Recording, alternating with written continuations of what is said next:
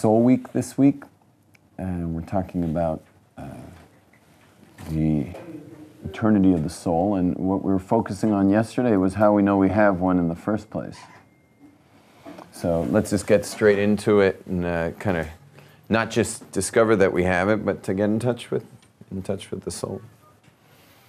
So as I was saying yesterday, that brain science has not found you. They can't find you. You don't exist on any physical level. And at best, you come up as a neuron. I actually took a photo of a neuron for today's class. I just got a picture of a neuron, in case you want a neuron picture. Whatever, those are neurons. Can you see those? It's colorful. Frank, can you see those neurons? Yeah, I have a question though. Yeah. I was asked this yesterday. Couldn't one argue that ourselves, what we are, is our long-term memory? Because people who lose that through some bad accident or something, they don't remember who they are or what they like. Right. Yeah, it's a really good thing. It's terrible they got in an accident. It's certainly painful for their family members. Yeah. But the people who are, like the happiest guy I ever met had no memory. Mm-hmm. No memory at all. It took me a little while to realize what that meant, because he had no reference to even what I had said 20 seconds ago. Mm-hmm. But we were down at the Kotel. I met a lot of people that night. I think 2 hours worth of meeting people and no prayers. I wound up praying by myself at the house, which happens to me a lot, where I'm just so busy like celebrating the people at the Kotel that I don't actually ever get around to praying. And he was by far the happiest person in the entire Kotel, and he had zero memory. He was totally in touch with self. So it's kind of the opposite of what you're saying, is that all that long-term memory of self is exactly who you're not. And this guy was the reason he was beaming and so incredibly connective and happy and just having the best time of his life. Way more. I thought I was the most excited guy at the Kotel until I met him. And he was way more excited than me to be there. Does Judaism or Kabbalah have anything to say about what it means to have a photograph of yourself and to look at it? And I have this like natural, I hate photographs of myself. Like if someone takes a photograph, I almost want to refuse to pose. And Maybe get a haircut. Maybe. I'm kidding. Some people in the world think that when you take a picture of them, you're taking a part of them. And that picture actually tells a lie, and your memories are more truthful. I don't know. I mean, I could tell you, we go on Thursday nights. You're welcome to come to a great teacher. I'm sorry for the women that it's only men on Thursday nights, but he entertains also on third meal. He has women over as well. But this particular Rabbi is he's really in the moment, and he only sleeps like 2 hours a day, and he only eats whatever food keeps him alive. And if he touches your hand, he'll get your thoughts for the last 30 days. And so don't touch his hand. And he's a very special creature, this guy, this Rabbi. And you're welcome. We go Thursday nights if you want to join. But you can't take a picture of him. And every once in a while, someone slides in a pic camera and like shoots a snap of him, and he goes, go get him. Like, go tackle him. And he doesn't mean it literally, but he does. You can't take a picture of him. And he explains that the reason why he's so against pictures is because the reality of the world only occurs in the moment of the world. Whereas a snapshot captures a moment and kills it, if you will, because it's now locked a certain moment, a very limited space that it captures. And it's limited it and taken that moment and locked it into a time, as opposed to letting it go through the shredder, which is where everything else goes. I mean, all time goes through a shredder. And where were you guys exactly 34 hours ago yesterday? It's gone. It's gone. You can never get it back. So, and the future doesn't have a shredder, but it's absolutely blank. If you look at life as like a printer, so you got blank paper, you got the inkjet hitting in the moment, and then it's going through a shredder. And when you take that snapshot, you've taken like something that was supposed to go through the shredder, and now it's locked into time. Someone once knocked a wine bottle off the table in the middle of the most meditative moment of the third meal, where he's talking in absolute silence. And this kind of newbie at Aisha Torah was at the meal, and he knocked a wine bottle off the table, and it smashed to, like 1,000 pieces. There wasn't any wine in it, just whoosh.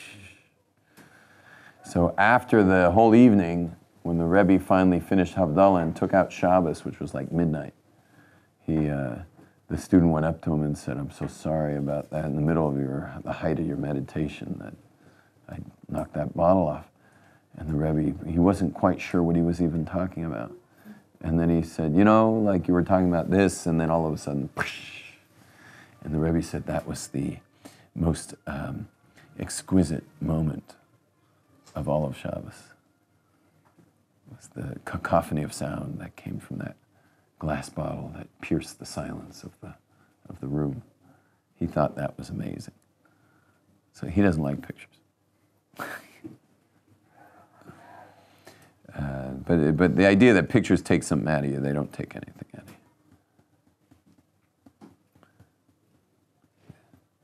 But it could be you have something else going on with pictures. I don't know what else you could have going on, but it could be you have something else going on. So why can't you take pictures of holy sites? You can. You can take pictures of anything. You can take a picture of the Rebbe as long as you can run. No, there's nothing you can't take pictures of. How old's the Rebbe? Not very old. Not very old. He's 6'5". Yeah, I can't imagine he has a lot of stamina though, because he only eats 2 slices of bread a day. So that's probably going to limit how long he can chase you. Yeah. Okay. Anyway, so your neurons are not you. So the question is, who are you? Who are you? You're definitely not your neurons. You're not your collective memory. So who are you? Who's listening right now? Who is that? Okay, neshama, soul.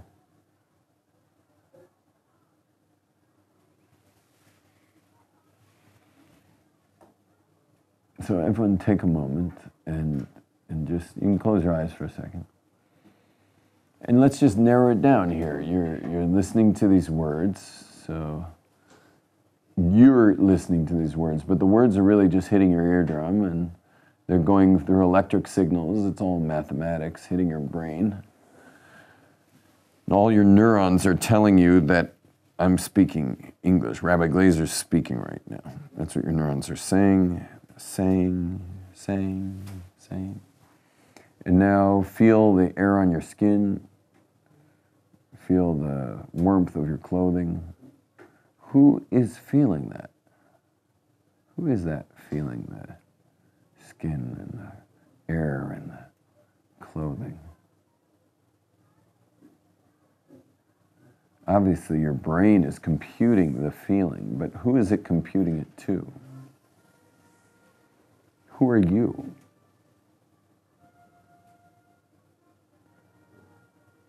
And what you begin to realize, you can open your eyes again. What you begin to realize, did everyone close their eyes? You're busted if you didn't close your eyes. This lady's got her cell phone out. What are you doing? We're here to transform our lives. You have to follow instructions. Wax on, wax off. Okay, you gotta. You're in spiritual training. Okay, that phone is going to get in the way of that. Okay, should we do it again? You want to do it again? It's okay. Okay. I don't mind doing it again. It was like an out-of-body experience. What's that? I said that was strange. It was like an out-of-body experience. And we had our eyes closed for about maybe 30 seconds. All it takes is just a little awareness and you're there. But let's take it a step further. Let's go deeper. You're like, uh-oh. Okay, you ready? Okay, what's your name again? Sorry for calling you out on that. Miriam. Are you the one who I send emails about or texts about? Oh, that I attended your class? Yeah. Yeah. Okay, you're on the edge now. Okay. Now you have to totally be here. So we're going to take it a step deeper. Your neurons, and you're familiar with where I'm going with this, David, but your neurons, they're very good for you. On one hand, they're good for you. They got you through the doorway. I didn't notice anyone banged into the doorway. I didn't see any backboard or rim shot. I think every one of you made a swish straight through this doorway. And some of you, it was your first time through this doorway. How'd you do that?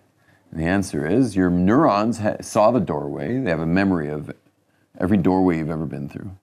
And your neurons were like, okay, I can do this. And you just went right through it. Not only that, you walked in here. I have a granddaughter who, she can't walk. She can't even hold her head up at this point, but she'll learn to walk, but only when her neurons are ready to do that level of counterbalance. Meaning anyone can get up on their feet, but they're going to keep going and fall the other way. They have to counterbalance backwards and side to side. It's like a whole thing of getting your neurons used to standing. And walking is a whole other trick, not simple. But there's something else your neurons are doing besides getting you through doorways, helping you understand English, helping you feel your clothing or walk around a room or stand. There's something else your neurons are doing. And we discussed it a little yesterday, but your neurons really have no business doing this. It's almost like you've been hijacked by your neurons. Imagine being hijacked by your neurons. But every one of you in this room right now, myself included, has been hijacked by your neurons.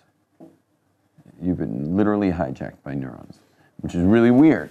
It sounds like a sci-fi film, to be suddenly hijacked by something that looks like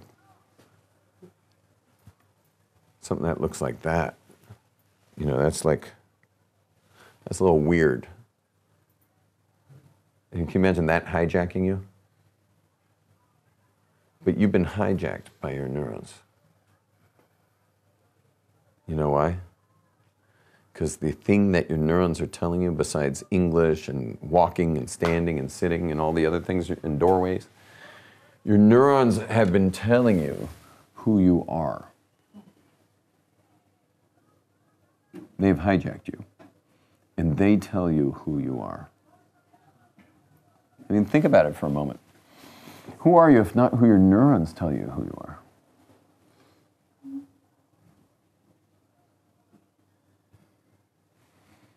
It's being hijacked. It's like being without memory. It's not there. And so you start to realize that you are who your neurons have been telling you are. And excuse my French, I'm not going to say it. Who are they? And the answer is, they have no right. They have no business telling you who you are.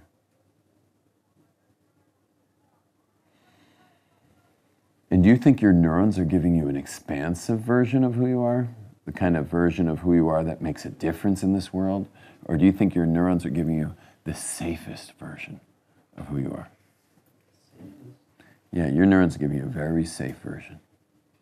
So you may have some values out there. You may have developed some inner values, internal, external values. But for you to actually do anything about them or to make a difference on the planet about them, probably not very safe. And so your neurons would never let you do that. My neurons got me through the door and helped me sit here and listen. And maybe they do have a right to help me where I am.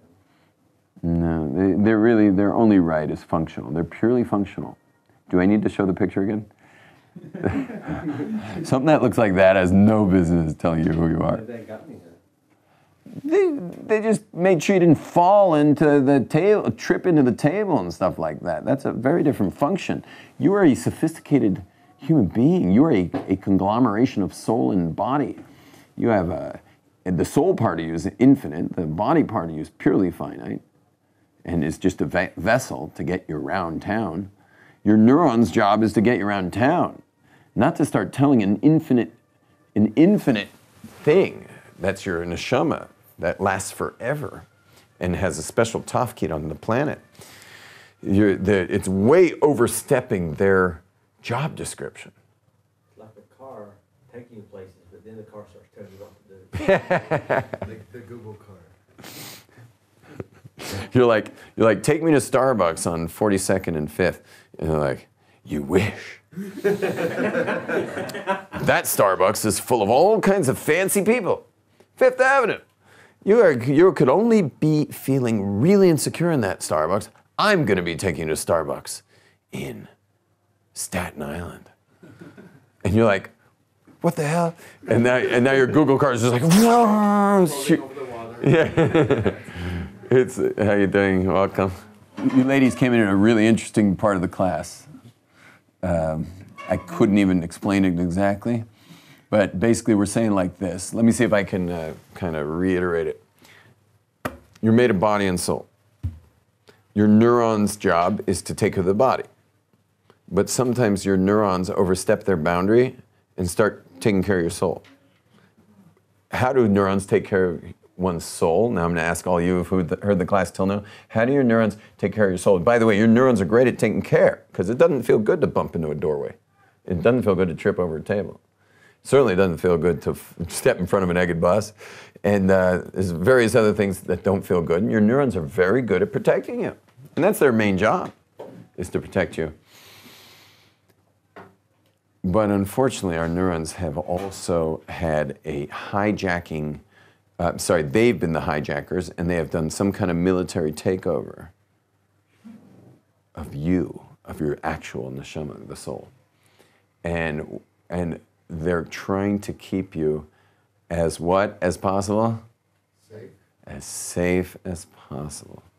And that's why your Google car is going to run you to Staten Island when you actually have a meeting in Midtown. And you just want a coffee at 42nd and 5th. But the Google car is going to say, no way you're going in there, man. That's where the fancy people get their coffee.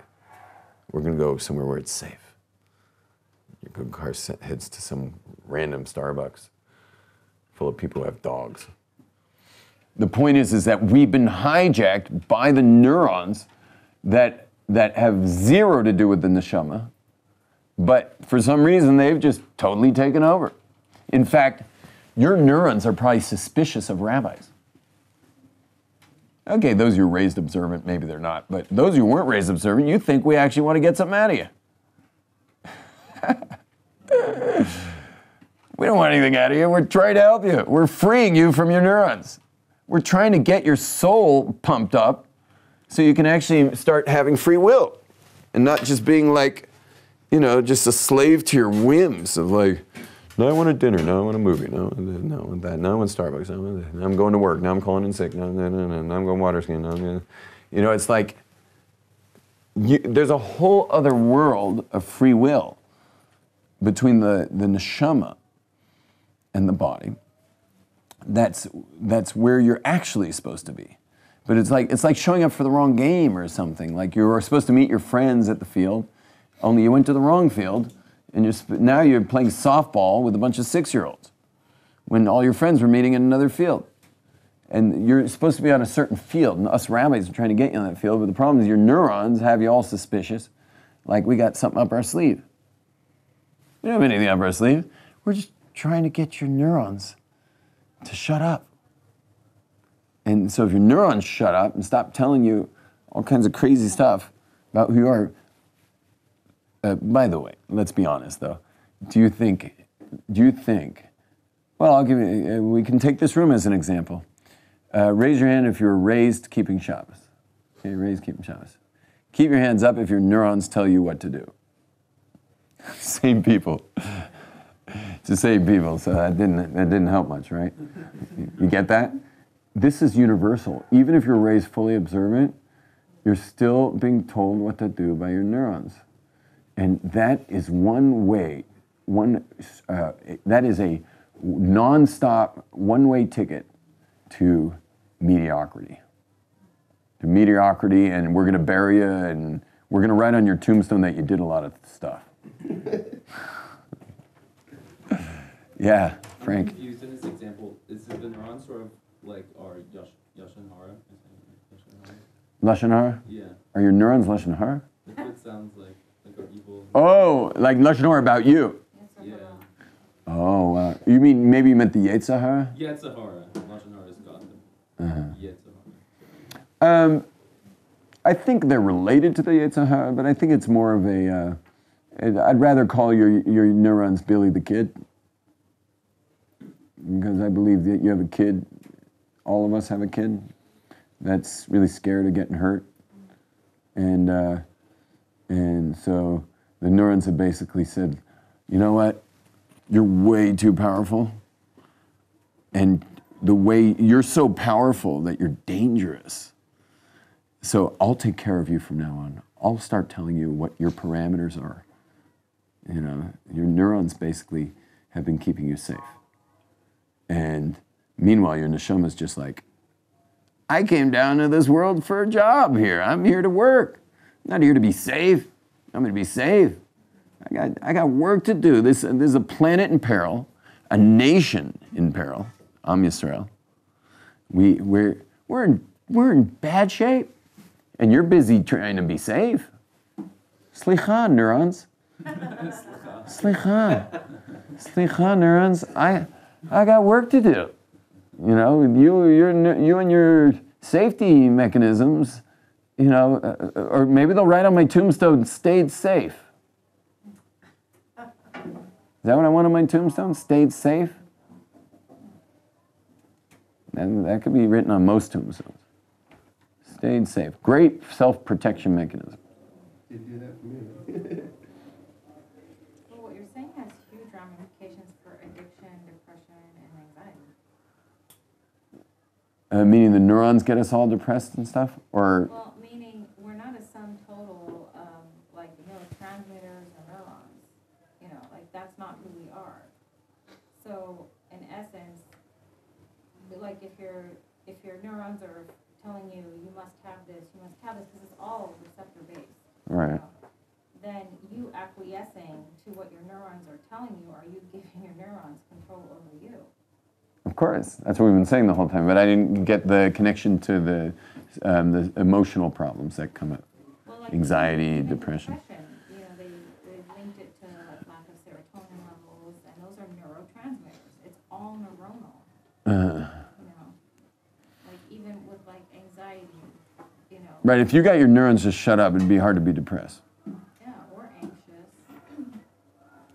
Yeah, it's a great vacation. We're about to do it, by the way. I'm going to take us all on that neuron-free ride. There's a way to get your neurons to actually shut up. What So, are the neurons saying to me when I go into a boxing match? boxing match? Yeah. Well, they're probably saying fight or flight. You know, like there's flight and then there's fight. You know, fight or flight and fight. I don't know what your neurons are saying. Yeah. You box? Yeah. I'd like to say first, is Billy the Kid ego? Is that what you're referring to with that? And then the other thing I wanted to say about, now I have another thing to respond to addiction, but the first thing I wanted to say was my neurons communicate with my spirit, which is yoked with Hashem in like my gut. I get like a gut instinct, and I don't think that's not my mind, it's not my body, it's my Hashem. Yeah, that's your deep intuition, that instinct. At 100%. So, And that's cutting the neurons out of the picture, but there's still actual stimuli in my, you know what I mean? Like, yeah, but your neurons are more interested in you second guessing that intuition and ruining it. and then the That other, your neurons are what would ruin that intuition. right, actually, correct. Yeah. I ignore. You're a little better than most people at ignoring your neurons. Thank you. You don't know me well enough yet. I don't know. Meaning your neurons do show up and knock you out? My neurons take me on amazing journeys that I'm all grateful for, but sometimes not Hashem-centered. And the other thing I wanted to say. Oh, okay. They have a unique way of hijacking. Yeah. Okay. I'm really creative, stealth mode hijacker neurons.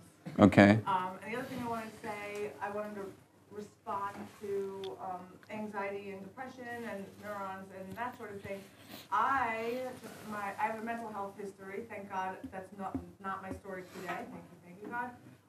And the reason that's not my story today is because I choose a spiritual path. I choose a relationship with Hashem. I don't choose medication to stimulate a release of serotonin. Right. I'm not telling anybody to go home and stop taking your antidepressant meds. But I'm just saying, like, my path has been, the more I choose to relate to Hashem and listen to my gut, there's serotonin. Right, which is really you're cutting off the neurons' control, their grip over you. I think that it probably is that the psychiatric world has never toyed around with getting people to actually have their neurons shut up. No, it's because it's Western and They lose it's not money. a cash cow. Lose money. Yeah, there's a lot of money. They lose money. It's also it's not very scientific because they don't forget there's the one thing they can't find in the brain. You can find neurons, you can find serotonin, you can find all these other things. What you can't find is you. Right.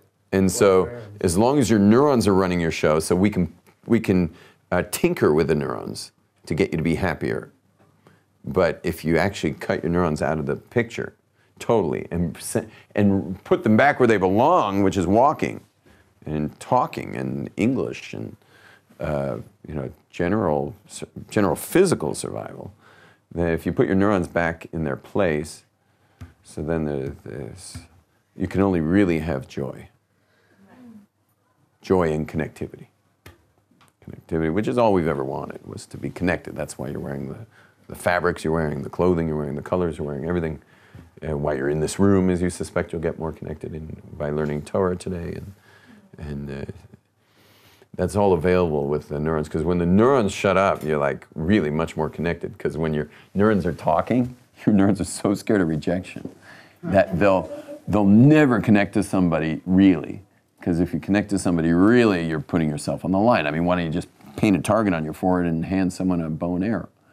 You know, you're putting yourself in danger connecting with people. So the neurons have to make sure you never connect. When you shut the neurons off, you become much more connective with people. After a few beers. Well, what do beers do? They boggle the neurons. They don't turn them off, they boggle them. Your neurons are just like, what's going on here? Exactly. And then when your neurons get boggled, you get like suddenly more connective. You say hi to this random person sitting at the cafe table. You're in the bathroom now and you're hearing the music out of the speakers. You're like, I never noticed music in this restaurant. And then you walk back out into the restaurant, it's a whole different song playing, and you're like, hey, they got different channels. This is a nice stereo system. And you're like, I've been coming to this restaurant for 5 years, I never heard the music. Because your neurons were blocking out the music. Yes, what's your name? My name's Hannah. Hi, Hannah. Welcome. Welcome to the Yom Tov. Welcome. Oh, Hannah? Hannah. No, it's okay. Oh, it is also Hannah. Sorry, no, I thought you were correcting me because your Hebrew name is actually Reisel or something. No. It's not Sprinzer or something? So, I understand, I think, what you're saying about kind of like intellectual, like understanding the world from like a cold intellectual perspective or like a purely physical perspective. But with all due respect, Rabbi, I would suggest that there doesn't need to be such a clear distinction between our minds and our neshama. Like my experience of Jewish learning is that I use my neurons. Like when I'm engaging in my spirit, then my brain's right there. And if I'm not engaging in my spirit, if I'm not engaging in my soul, then okay. You know, like if I'm Right. trying to see the world, if I'm trying to ignore my soul, if I'm trying to ignore the fact that I have a neshama, then I'm living half a life. But I think that when you're feeding both of those things, there's a definite place for all those neurons. They're a blessing, and your intellect and your ability to understand the world in that way. And actually, every neuron I was given in my brain, I think works in some kind of synergy with your soul. And you know, I think Judaism is probably the most intellectual of all the religions that I've learned about. You spoke beautifully. You couldn't have said it better. I'm actually right now. I've been trying to. I've been in a process with the group, with you included, of getting you to a certain state of mind, which we're still going to do. We still have time to get there. But you're talking about using your neurons for connecting to the spiritual realm. They work together. Right, exactly. Between like my brain, my mind, and physicality, which is also holy. So I'm in full agreement with that, and I'm doing exactly what you just described is what I do when I'm learning Torah, when I'm davening, doing mitzvahs, giving a devar Torah at my Shabbos table, it's all using my neurons like a springboard for greater and deeper connection. That's using my neurons. It's bringing me greater and greater connection to my neshama and bringing others to that connection as well, and interfacing with the mind of God as it shows up in Torah. But today's focus is not as much on that as taking back your neshama from the neurons, because the neurons' protective device, as a protective device for your fear of rejection, for your fear of failure, to the point where, you know, I mean, go in an airplane. I stopped doing it as much because I'm starting to buy guitars and placing them around the world because I'm tired of schlepping my fancy guitars on airplanes. But I have a guitar in the building if you want to use it. Just got to wash your hands because it's fresh strings. Okay. Second floor projection room. But you have to play it near there. If you need to take it out for a gig or anything, you have to expressly ask and let me and the team of people. Okay? I'm blessed to have a gig. I'm happy to give it to you. Anyway, I remember speaking to a stewardess, and I asked her, we were in first class, and there was no one, I had to put the guitar in first class closet. So I asked the lady, I said, is there a lot of competition at the top? A lot of competition at the top. She says, yeah, a lot of competition at the top. And we're looking into coach, and in coach, in economy class, it's like a jungle. Like everyone's like all over each other, sardines, and they're all trying to stuff their bags up, and like the stewardesses are threatening to put their bags under the plane, and it's a mayhem. And here we are at the top of the plane where the most successful people would be sitting, except it's tons of room, and there's hardly anyone even in there. Like there was like most seats were empty, and there was plenty of space. So I said, you'd say there's a lot of competition at the top, but I would say there's plenty of room up here. So what do you mean there's a lot of competition? It seems all the competition back there.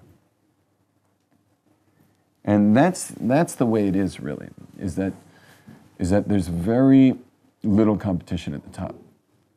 Everyone's fighting over the back. Why? Because when the neurons taste the feelings of failure, they generally make sure never to go back for more. They generally make sure that you avoid any more possible failures as best as possible. And so what they do is you got to make a living, let's say, so you go for something else, or you're a new major or whatever, and you try something else. If that fails, so, you go somewhere else. And eventually you wind up finding this kind of path of least resistance and pretend that's what you always wanted. That's why most people date. It's not a way to find a spouse. Okay, but that's the way most people find their spouse. Safest. So if you would actually interview the people in first class, as I have, and I'm sure some of you must know some people who have been very successful in particular fields. If you interview them, you'll notice that they have developed a great taste for failure. They love it. They chew on the fat of failure, and they're happy with it. And their paths to success were wrought with many failures. But they had this ability to not relate the failure to them failing, but rather what they did fail. They were able to distinguish doing from being. What they did failed, but it has nothing to do with them. And you've all had this experience before. You know why? How I know you've all had this experience is because every one of you walked in this classroom, which means there was a time where you stood up to walk and fell, and stood up to walk and fell, and stood up to walk and fell, and fell, and fell, and fell, and fell, and fell, and fell, and fell. And it hurt each time. And it would not be a service to a child to protect them from those falls. You know, somehow cover your kid in pads. You know, give him like mountain biking pads for his upbringing. He'll probably never learn to walk. It needs to hurt. Your neurons are developing pathways in teaching you how to walk. But imagine a kid who fell and said, I quit, to his parents. I quit. I'm a failure. The parents wouldn't know what to do with themselves. Because you got up and you got up, you got up, because failure did not have anything to do with you. It's only your neurons who believe you failed. It's only your neurons that can tell you you failed. You can never fail. What you do may fail, and probably will. If you'll ever be successful at something, you'll probably have a lot of failures. It's our neurons who are protecting us from intimacy.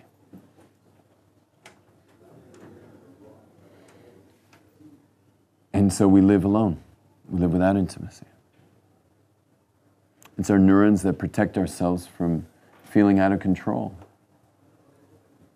And so we remain unguided. We don't have rabbis and guides and people to help us along the way, because I don't want to give up my control to them, because somehow my neurons have me believing that having a real mentor in my life means a lack of my own autonomy, a lack of my doing it. They did it somehow. And so we wind up unguided, all because our neurons are so scared of being out of control.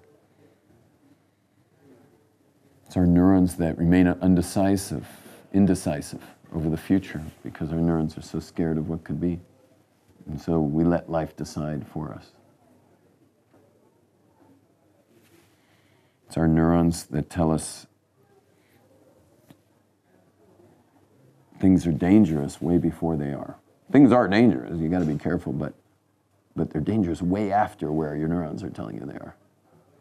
And all it takes is just a couple hours on YouTube to see what people are capable of. You ever seen those People Are Amazing videos?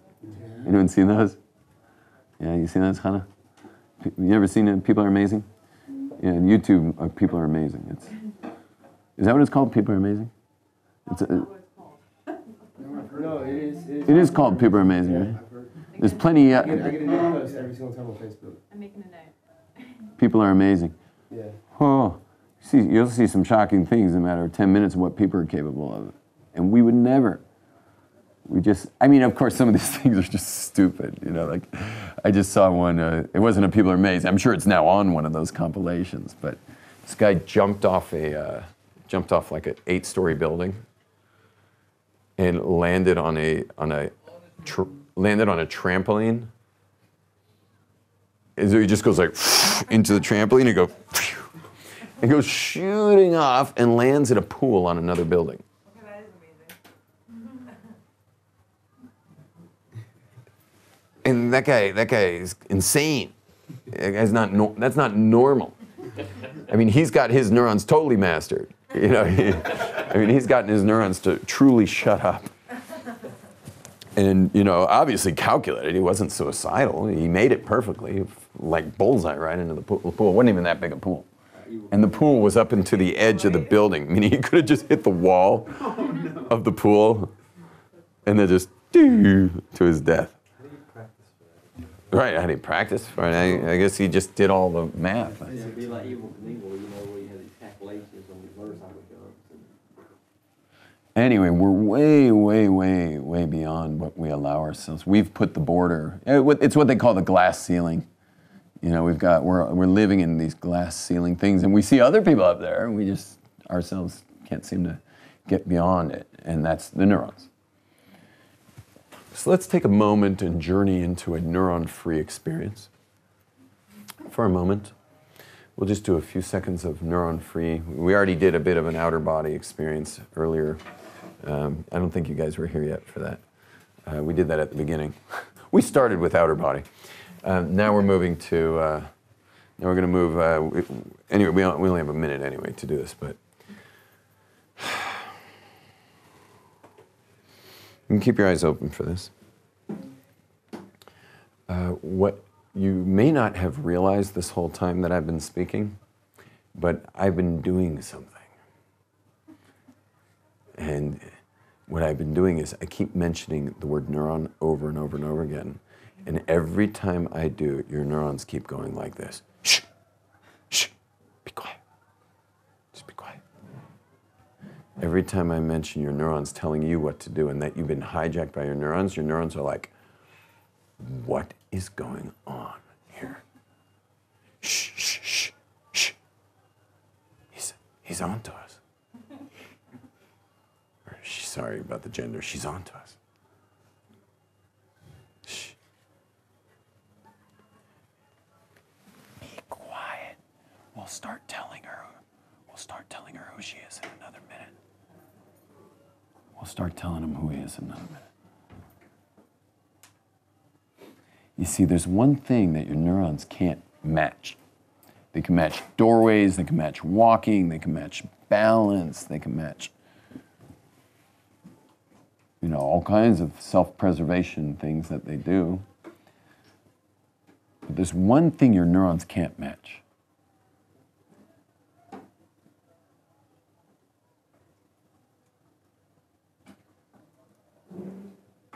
Your neurons can't match. No thinking. We're in a meditation right now. It's okay. You realize you walked out for the second meditation. She was on her phone for the first one. Okay, your neurons, the one thing your neurons can't match is you looking at them. They don't know what to do with that. They just don't know what to do with that. The only way they can do their thing is by you being unconscious to them. And then they can make sure you're really not pushing the envelope in any field of endeavor, in any relationships of intimacy. Then they can do their thing.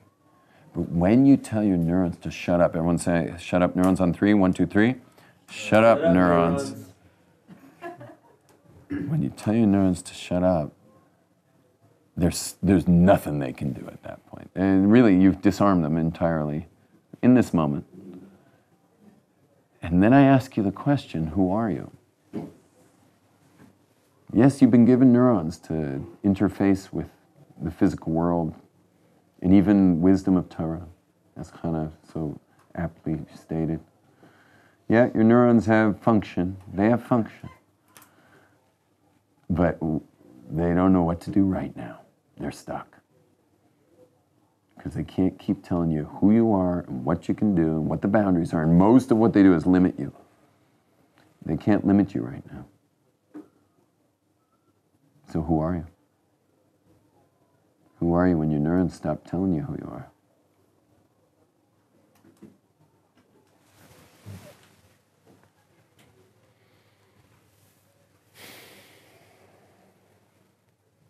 There's a whole population of people whose neurons don't tell them who they are.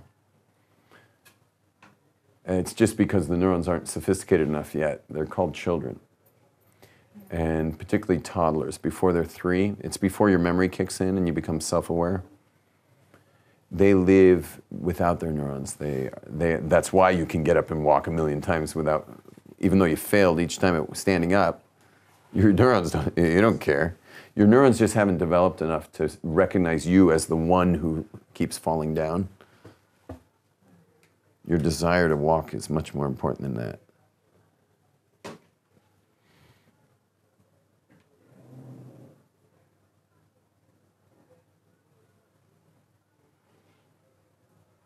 When your neurons shut up, as they have just now,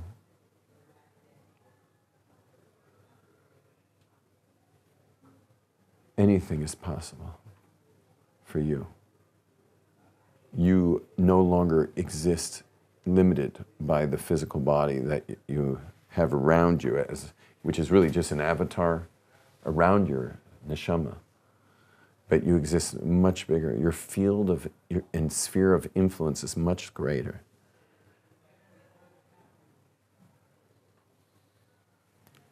Your chance of success rises gigantic, like out of proportion, because it's no longer, as long as your neurons shut up, you will push the envelope in any field till you get to great success there. You will innovate and innovate until you get to the success you're looking for. your ability to connect, to find a spouse, to marry, and to relate, it increases exponentially when your neurons shut up and stop keeping you away from connection and intimacy.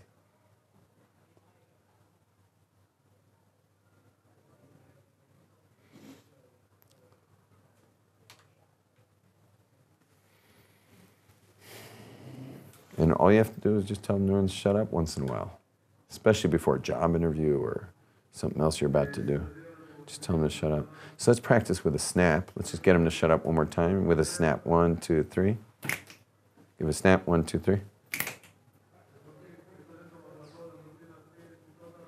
And so now there's all this stimulation coming in from the speaker system out by the kotel. Your neurons are computing that. I didn't understand. It just sounds like the Peanuts parents. Yeah, just sounded like the Peanuts parents to me.